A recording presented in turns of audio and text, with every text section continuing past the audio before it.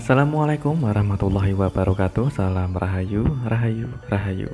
Jumpa lagi dengan saya di channel Wadi Seluler Tutorial. Di kesempatan kali ini saya akan berbagi tutorial, yaitu di mana saya meneruskan dari episode yang kemarin, yaitu di mana saya mengerjakan 3 handphone, yaitu Realme 5i, Oppo F9 dan juga Oppo A53. Dan untuk di episode sebelumnya itu saya mengerjakan kerusakan LCD, yaitu Realme 5i, dan sekarang saya akan coba untuk berbagi tutorial bagaimana cara memperbaiki atau mengganti LCD pada handphone Oppo A53 ini, dengan kondisi setelah saya coba untuk cek kondisinya LCD nya sudah pecah seperti ini teman-teman. Jadi sudah tidak keluar gambar karena kondisi LCD nya itu pecah parah, dan saya siapkan untuk kualitas LCD yang akan saya gunakan. Ini adalah LCD merek Crown, dan juga ada tulisannya di bagian pojok kanan atas itu tertulis, juga ada tulisan Diamond teman-teman. Dan ini adalah LCD Oppo A53 yang akan coba kita ganti. Perhatikan di bagian LCD yang saya gunakan itu merek Crown, sama-sama quality version, tapi untuk di bagian pojok kanan atas tertulis Diamond ya teman-teman. Entah ini kualitas seperti yang biasanya merek Crown atau entah bagaimana untuk kualitasnya. Kita coba untuk cek kondisi bentuk dari komponen fleksibel maupun di bagian LCD nya. Di bagian ini adalah perbaikan, yaitu penggantian LCD Realme 5i. Kalian bisa cek linknya untuk tutorial di kolom deskripsi teman-teman.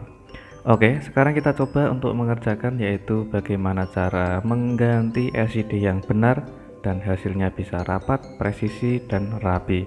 Oke, dan ini adalah handphone Oppo A53 yang akan kita kerjakan.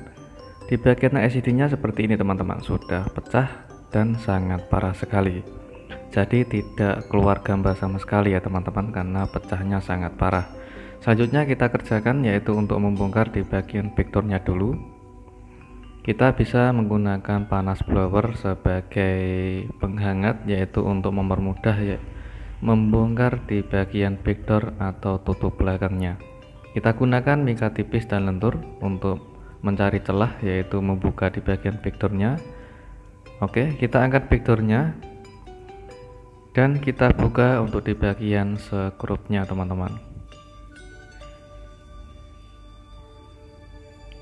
Oke, setelah skrup kita buka, kita lepas untuk di bagian yaitu bezel atau di bagian tulangan tengahnya. Oke, sudah kita angkat untuk tulangan tengahnya. Selanjutnya kita lepas yaitu fleksibel konektor baterainya, sekaligus kita lepas baterainya teman-teman. Oke, di bagian ini adalah letak fleksibel LCD nya. Oke, selanjutnya kita bongkar untuk LCD dari framenya. Oke, kita gunakan mika tipis dan lentur seperti biasa. Apabila kalian kesulitan, kalian bisa menggunakan panas blower ataupun panas sejenisnya seperti alat separator. Di bagian ini mesin tidak saya lepas ya teman-teman. Jadi untuk membuka di bagian letak lubang kamera depan harus ekstra hati-hati agar kamera depan tidak kotor. Oke, setelah di bagian LCD kita lepas, ada sisa-sisa kaca touchscreen yang masih menempel di bagian frame, harus kita bersihkan dulu. Dan perhatikan di bagian kamera depannya.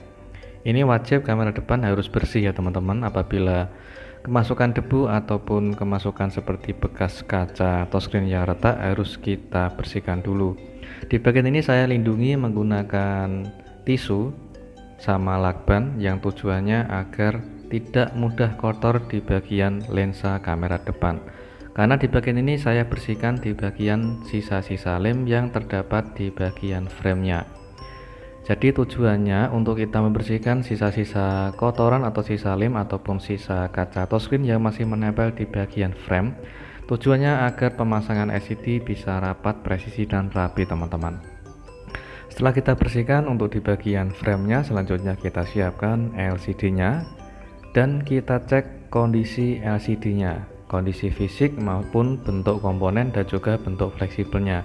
Di bagian ini saya mendapati yaitu pelindung bagian bawah, yaitu untuk melindungi di bagian fleksibel agar tidak mudah rusak ke bagian frame.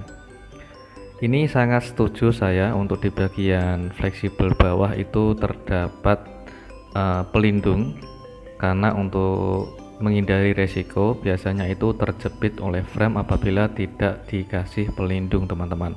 Di bagian ini saya coba untuk membandingkan komponen dan fleksibel LCD yang original dan KW.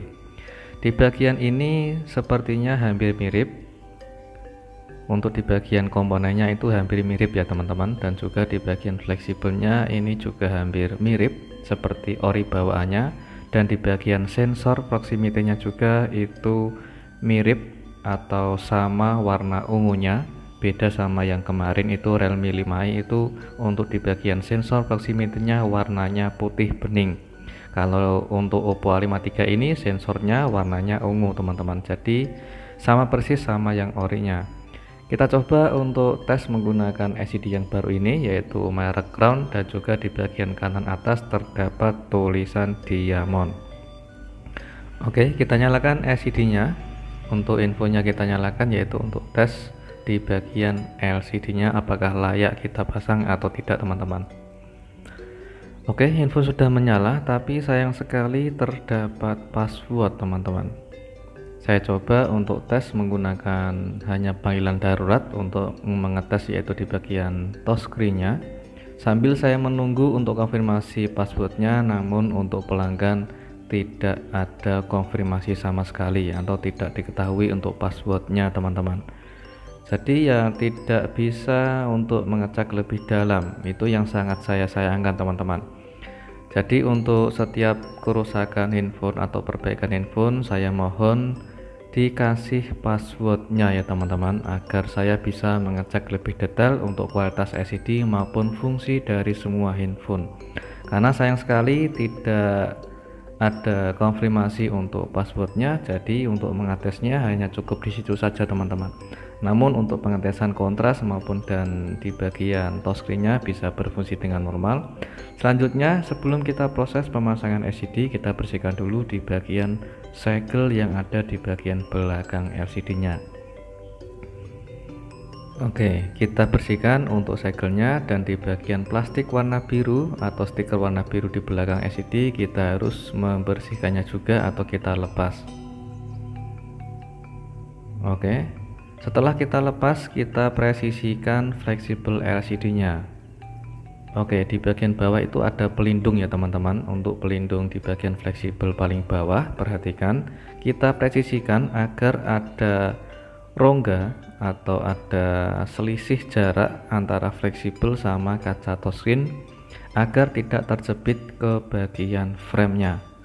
Oke, selanjutnya kita lepas untuk pelindung di bagian kamera depan yang sudah kita kasih pengaman tadi. Di bagian ini adalah sensor proximity, saya gunakan lem warna bening, dan di bagian kaca touchscreen sekitarnya saya menggunakan lem warna hitam. Kita kasih lem secukupnya saja, tidak usah terlalu tebal dan tidak usah terlalu banyak teman-teman. Oke, juga jika sudah kita mengasih lem secukupnya saja, di bagian ini kita lepas untuk plastik pelindung lubang kamera depan yang ada di bagian LCD. Selanjutnya kita pasang LCD ke frame. Karena di bagian ini saya tidak kasih solasi double tip di bagian frame ya teman-teman, yang tujuannya untuk pembongkaran LCD apabila untuk di bagian handphone ini, karena kameranya itu ada di tengah LCD, untuk menghindari resiko apabila nanti suatu saat itu kaca touchscreen-nya retak, cukup kita bisa mengganti kaca touchscreen-nya saja, dan untuk membongkar LCD dari frame itu jauh lebih aman teman-teman. Tapi untuk layar yang poni, khususnya bukan kamera yang ada di bagian tengah LCD, itu biasanya saya kasih double tip atau solasi bolak-balik secukupnya saja, nggak usah terlalu banyak. Jadi untuk lebih awet saja agar LCD-nya tidak mudah lepas dan hasilnya bisa rapat dan presisi teman-teman. Oke, sudah selesai untuk proses pemasangan LCD Oppo A53. Jangan lupa untuk kita kasih perekat gelang karet secukupnya saja, yaitu untuk merekatkan LCD ke frame agar bisa lebih rapat dan presisi. Jika lemnya sudah kering, kita bisa membuka gelang karetnya dan perhatikan di bagian hasilnya ini. Oke, ini adalah hasilnya setelah saya proses penggantian LCD yang baru merek Crown dan juga ada tertulis merek Diamond. Entah ini merek apa ya teman-teman. Kalau merek Crown tapi kok ada tulisannya Diamond juga. Kita tes untuk di bagian kontrasnya dan juga di bagian kamera depan tidak ada cahaya yang bocor dan hasilnya presisi dan sangat rapi. Namun disayangkan sekali karena handphone ini masih ada passwordnya, jadi tidak bisa saya cek keseluruhan teman-teman. Saya mohon maaf karena handphonenya terdapat password dan tidak boleh diketahui passwordnya. Sayang sekali, jadi saya coba untuk tes apa adanya. Untuk sensor proximity-nya juga bisa berfungsi dengan normal. Semoga bermanfaat dan jumpa lagi di tutorial berikutnya. Assalamualaikum warahmatullahi wabarakatuh.